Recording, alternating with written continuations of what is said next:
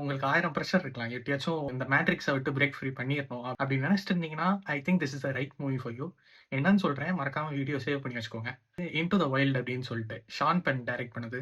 2007ல வந்துச்சு. It is based on a true story. இந்த படத்தோட கதை என்னன்னு பார்த்தீங்கன்னா, கிறிஸ் மெக்கான்லஸ் அப்படின்னு சொல்லிட்டு 22 இயர்ஸ் ஓல்டு காலேஜ் கிராஜுவேட். அவன் வந்து என்ன பண்ணிடுறான்னா, இந்த சொசைட்டி வந்து என்னை கண்ட்ரோல் பண்ண பார்க்குது. I am going to seek freedom. எல்லாருமே ஒரு டீடியஸான ஒரு ரோபோட் மாதிரி ஒரு ரேட் ரேஸ்ல வாழ்ந்துட்டு இருக்கீங்க. நான் வந்து I'm going to live how humans always tend to live அப்படின்னு சொல்லிட்டு he wanted to break free to the nature.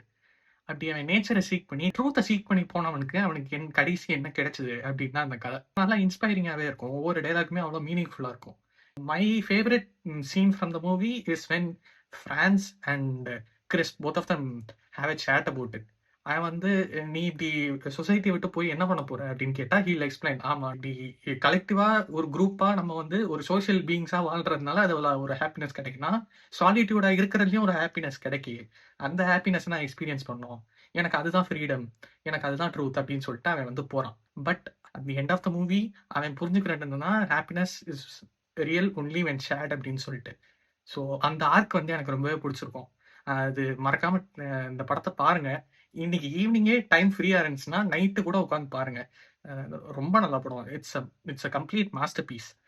So at the end of the video which leaves me asking one thing to my generation people.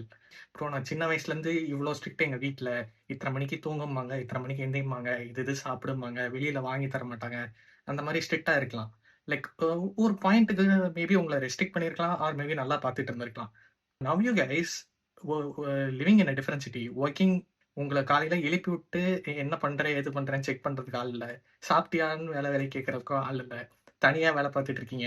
என்ன யாரும் வீட்டுக்கு வர என்ன ஏதுன்னு யாரும் கேட்கறதுக்கு ஆள் இல்லை. என்ன ஹெல்த்தியா சாப்பிட்றியா என்னமான்னு பார்த்துக்கிறதுக்கும் ஆள் இல்லை. அண்ட் நான் பாட்டுக்கு என் இஷ்டத்துக்கு இருப்பேன் அப்படின்னு நினைச்சீங்கன்னா, do you guys think it is freedom or it is loneliness?